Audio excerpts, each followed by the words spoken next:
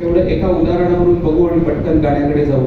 एक विनंती करतो, पनवेलमध्ये तिसऱ्या चौथ्यांदा बोलतोय, त्याच्यामुळे एखादा किस्सा जर परत सांगितला गेला तर कृपया कार्यक्रम झाल्यानंतर सांगा की परत मागच्या वेळी हे बोलला होतास म्हणून, तर त्याबद्दल क्षमा करा. परतवारी मधला प्रसंग आहे. सुधीर महाबळ नावाच्या व्यक्तीच्या बद्दल घडलेला. पंढरपूरची वारी संपल्यानंतरची परतवारी होते, त्या परतवारीच्या वेळेचा प्रसंग. परतवारी सुरू झालेली आहे. सुधीर महाबळ एक उच्च शिक्षित वारकरी आणि त्या परतवारीमध्ये परत येत असताना ठिकठिकाणी ज्या पूजा अर्चा होतात त्या पूजा अर्चा करत करत करत पुन्हा आपल्या मूळ निवासाकडे यायचं असतं.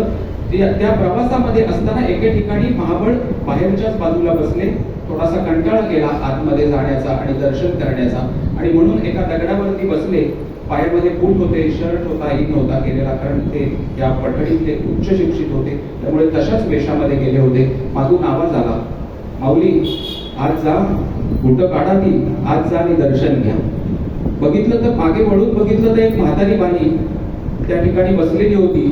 तिचा आदेश अशा प्रकारचा मानून त्यांनी बूट पायातले काढून ठेवले, मोजे काढून ठेवले, आतमध्ये गेले, दर्शन घेतलं. दर्शन घेऊन परत बाहेर आले, त्याच दगडावरती पुन्हा येऊन बसले आणि आता पुन्हा बूट घालायचे किंवा पायात मोजे घालायचे तर इकडे तिकडे पाहू लागले, कारण पायाला माती लागली होती त्या थोड्याशा अंतर चालण्यामुळे. आता ती माती पुसायची कशी किंवा कशाला पुसायची म्हणून थोडंसं इकडे तिकडे पाहू लागले. तेवढे परत मागून आवाज आला, थोडस हात मागं करा.